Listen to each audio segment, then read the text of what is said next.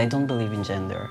I know it's not a bad attitude. I know it's not a bad sport you're doing. I don't know what it is about, actually. But I know that I feel I'm a boy. I used to try to think further than that and deconstruct gender. But the more I deconstruct, the less there is.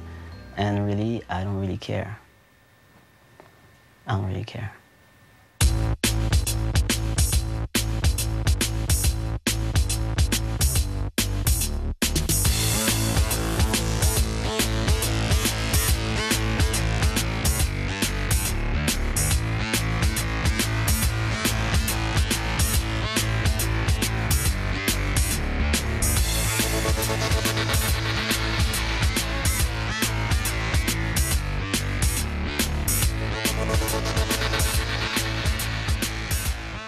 I started the Excess Boy Photo Project because when I went through transition, I couldn't find any resources I could relate to.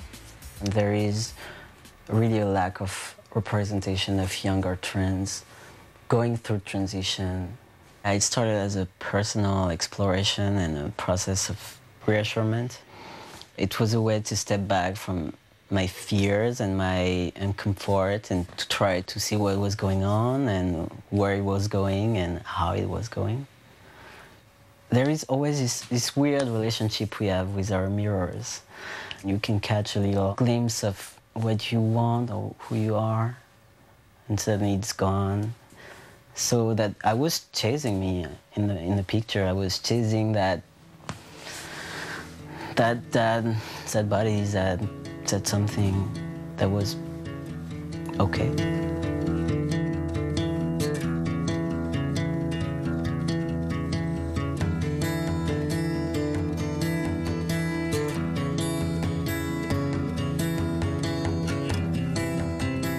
You go through these physical changes that you expect, that you are so excited about, like looking, oh, I got a hair. Everything was exciting. Your sex grows. So that's a pretty exciting one. But it happens like really, really fast. So that's really exciting. And then I think your voice lower. So your friend makes fun of you, but you don't give a shit because you're really excited about your dog voice. I still discover like things like, ooh, what is that? Oh, I like that. Like what? Like, I don't know, this little shadow. I didn't know my back was like that. Or even my ass, because I don't see it often. I don't take that much picture of it. So I'm sort of discovering my ass in that photo, and okay, that's cool.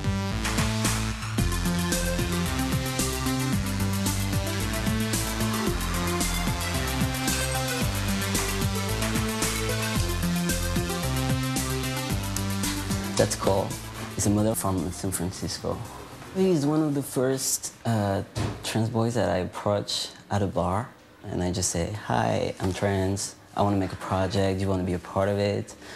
And he got really excited about it. That one has been shot in a desert of Tucson. And there was this church in the middle of the desert. And it had no roof. So that's why the light is like that. I believe he was at a really particular moment of his transition. He said actually he was kind of praying or thinking hard about what he felt. These two are younger. Younger in this context means more early in the transition. I like that they're kind of punk and having this really classical and tender pose. Every trans got a different journey on the transition. Some don't want to take hormones or don't need to take hormones. Some don't want to have top surgery, don't have top surgery. So it's really a question of choice. I'm born in Colombia and I've been adopted when I was a kid. I grew up in a suburb of Paris. I really believe that being adopted has given me some freedom in a way, because there was always another possibility. Like, okay, that was my life and that was my name, but at the beginning that wasn't meant to be my life and that wasn't really my name either. I think when you're a kid, you are so not afraid of being who you are and doing whatever you want. So when I was a kid, I knew perfectly that I was a little prince or something like that. I knew. And then there comes a teenage and you have so much pressure of being what you have to be and be cool and be popular. And at some point in my life, I really tried to be a girl. Like, I really tried to. But it's not that it wasn't working because, yeah, gender is just a performance. Like, if you ask me to do the girl, I can be a femme right now. That's easy, but there's something that's, it's like the noise of a fridge, you know? You're in a silent room and you have this little tiny noise, but all you hear is that noise. And it becomes obsessive. At some point I reconnect with not only my gender, but the idea that I could be and do whatever I wanted. And everything became so easy after that.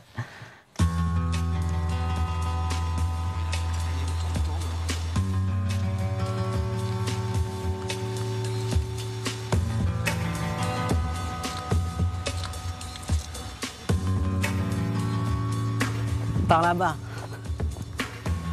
Bah viens. When I meet someone, I don't really give direction because everybody is different and get a personal idea of when he's sexy. Tiens, mets-toi là. I tend to have a lot of dialogue before to get to know how do they perceive themselves, what they don't like. Of course, I can avoid a lot of things since I'm trans and I know what could freak me out when I was not feeling that much good about my body. So I try to talk a lot about that.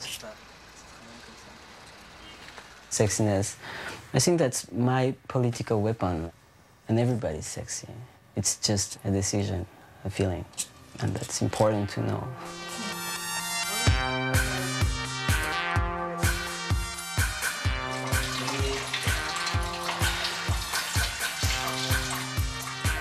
I met Cal because he was living with my girlfriend. And at first I thought he was such an asshole. But he grew on me like a fungus. And then I realized, oh, actually that is the crunchy exterior to keep people at bay. But really inside is squishy, a little teddy bear that needs a fatherly presence, which I jumped right in and decided that I would help out. I think that all young men need an older guy, like uncle guy, around to help. It would have been nice if I had someone like that around when I was a kid. I do think that a lot of the subjects in Kel's photos are kind of fuck you. Don't fucking try to know me, motherfucker. Don't try to get too close, because he knows how to bring that out in people, because I think that he has that himself. I think a lot of young queers do, especially trans guys. We need lots of love. You're ruining my reputation. I know, I'm sorry. Deconstructing the he's very scary. I do think that changing one's sex is a total fuck you, and I think that it's all about agency. The world at large is in charge of defining gender, and they've got two options. And I just created another option, and here it is, motherfucker. You can either love it or hate it. I don't give a fuck, because this is me. What? You want to suck my dick?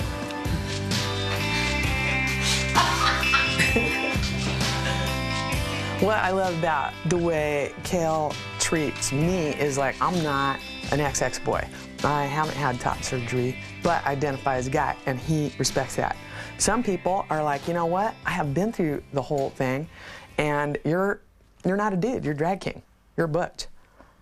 One thing that second wave feminism did give us was the right to identify ourselves.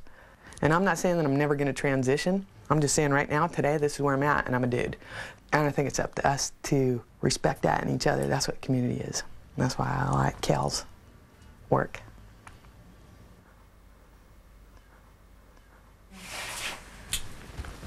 I think it's a long process of self-acceptance.